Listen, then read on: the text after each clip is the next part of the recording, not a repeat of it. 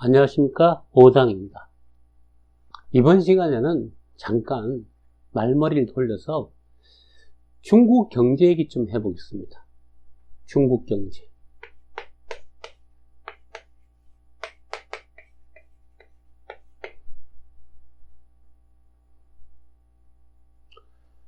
물론 최근에 그죠, 이런저런 얘기가 들리고 코로나 때문에 지금 난리다, 그죠?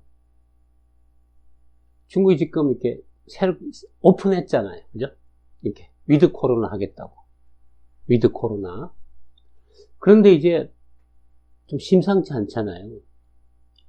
전 이게 코로나로만이 아니라 저는 중국 경제가 이제 사실은 밑으로 다운사이드로 가는 시작이라 봅니다.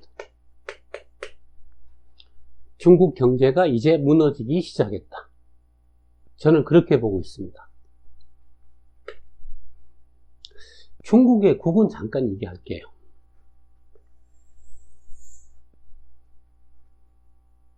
중국은요, 1998년이 입추였고요.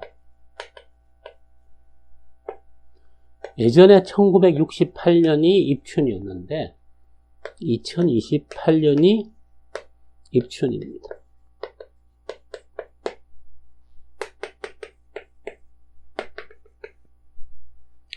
중국 경제가 급발전한 게 언제냐면요. 요때 2001년. 이때 WTO를 가입하면서 중국 물건을 전 세계 시장에, 간단히 말하면 전 세계 시장에 수출하는 것을 미국이 허락해 줬습니다. 미국 시장은 물론이고 전 세계 시장으로. 이때부터 중국은 어마어마한 무역 흑자가 쌓이기 시작했습니다. 지금도 중국은 무역 흑자 대국이에요. 2001년. 세상 일은요, 18년이 지나면 조금 변화가 와요. 약간. 쭉 잘해왔다면 18년이 지나면 약간 좀 이렇게 좀 뭐가 안 좋은 일이 생겨요. 2001년이 전 중국 경제 폭발적인 발전의 시작이었다 보는데,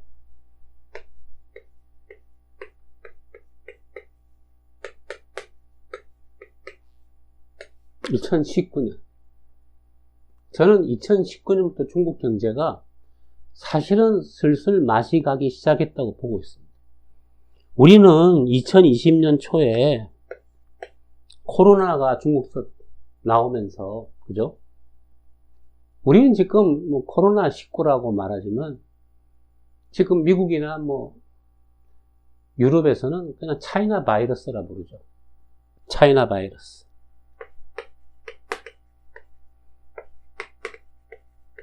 굉장히 사실은 이 말은 상대방을 중국을 비난하는 말입니다. 분명히. 중국에서 바이러스가 생길 수도 있죠, 물론. 뭐냐? 중국에 대한 안 좋은 감정이 이 코로나19를 계기로 폭발한 거죠.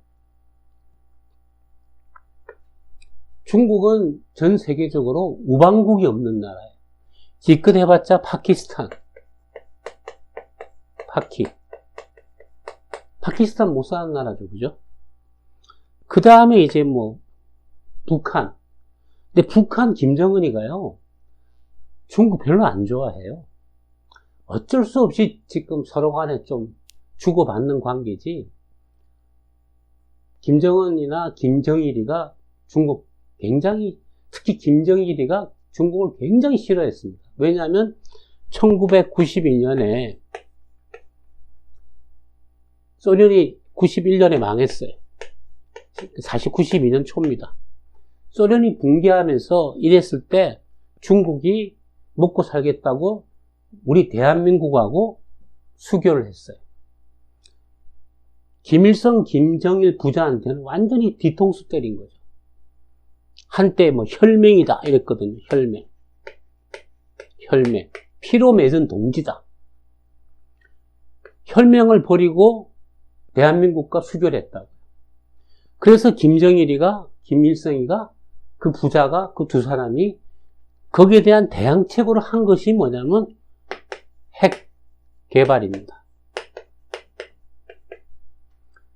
핵폭탄을 만들고 미사일 만든 것의 원인은 중국이 우리하고 손잡은 거예요. 이게 같은 사건입니다. 야, 우리가 힘없다, 이제. 살아남으려면, 우리 김씨 왕조를 지키려면은 핵을 개발할 수밖에 없다. 그러다가 김정일이는 핵 개발했다가 스트레스 받고 죽었고요. 그 손주, 김일성의 손주가 졸지에 그냥 김씨 왕조가 됐잖아요. 김씨 조선. 북조선이니까, 그죠? 김씨 조선이죠. 흔히 말하는.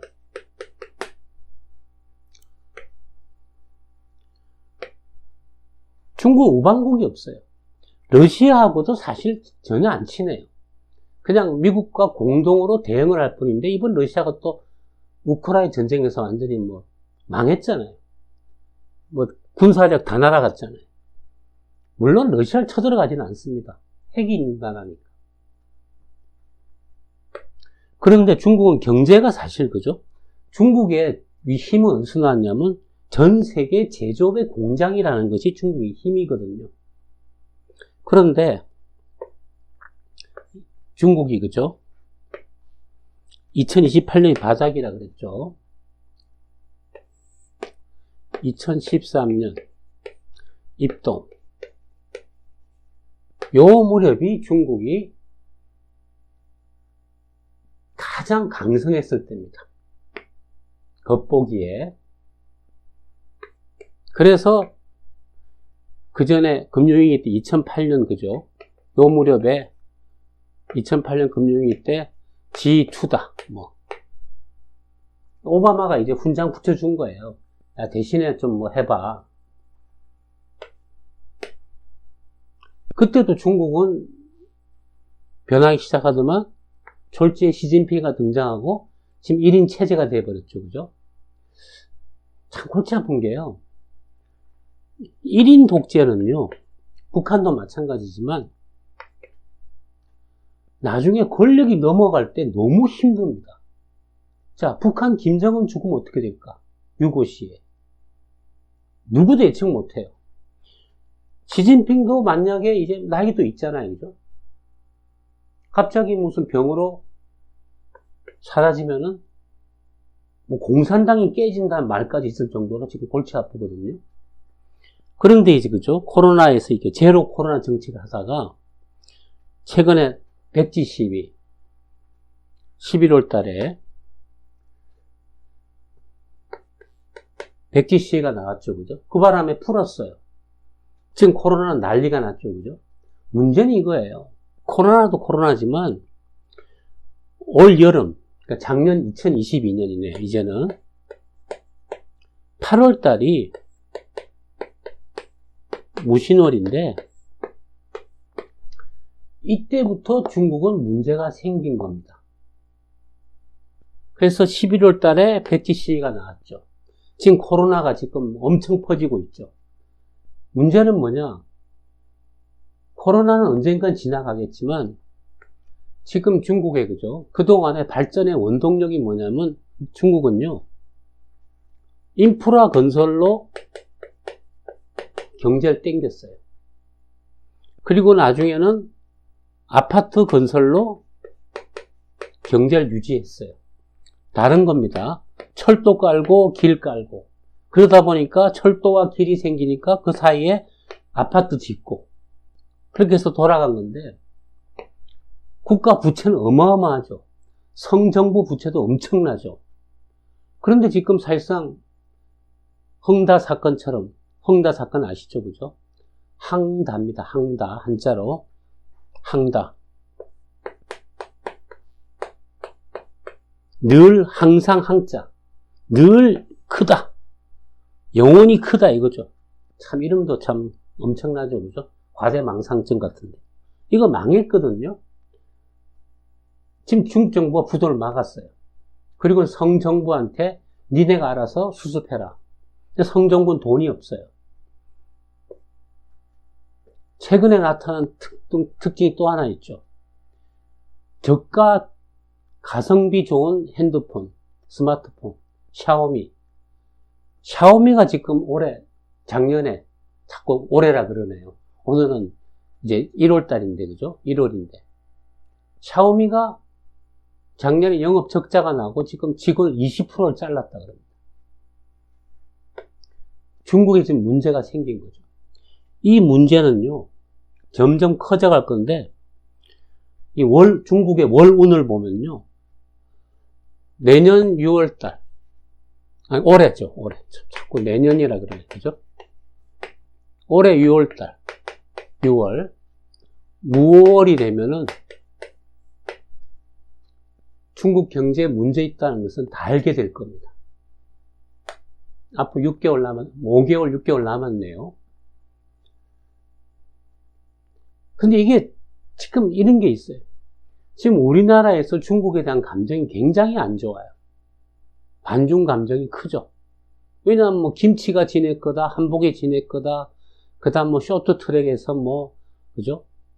뭐 대중 감정은 안 좋은 건 좋은데요. 문제는 이런 거예요. 2008년 금융위기 때 한국이 밑으로 자빠지다 돌아선 결정적인 이유는요, 중국 경제가 그때 인프라 건설로 그리고 아파트로 1년에 성장률이 10몇 %씩 나왔어요. 그 거대한 나라가. 그러면서 중국 경제 특수 때문에 우리나라 경제가 사실은 금융위기 때 별 탈 없이 지나갔습니다. 근데 세상 일은 그렇잖아요. 온 게 있으면 가는 게 있죠, 그죠?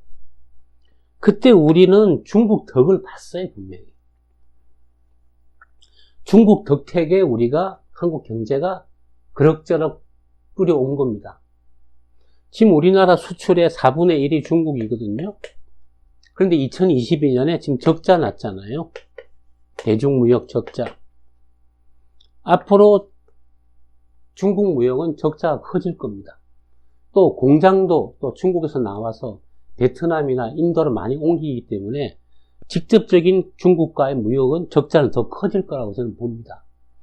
문제는 뭐냐면요, 중국 경제는 지금까지는 그럭저럭이지만 올해 6월달 지나면서 가을 들어서 중국 경제가 진짜 본격적으로 이상해지면요, 그 여파는 우리한테는 엄청나게 다가온다는 겁니다. 우리나라 경제 또한 중국 경제가 이렇게 맛이 가면은 우리 경제는 옛날에 미국이 재채기야 우리는 감기 걸린다 그랬거든요. 지금 현실은 중국이 지금 감기 걸리면 우리는 독감 걸리는 그런 형편입니다. 그래서 오늘 중국 경제 얘기를 드린 이유는 뭐냐? 중국이 지금 맛이 본격적으로 가고 있다. 덩달아서 금년 하반기 우리 경제는 더욱더 어려워질 것이고 그 여파가 세게 올 것이고 그로 인해서 우리 경제가 침체나 여러 가지 부동산 가격이라든가 여러 면에서 한국 경제에 미치는 영향도 실로 막대할 것이다. 이런 얘기를 오늘 드립니다. 자, 구독, 알람, 좋아요 부탁드립니다.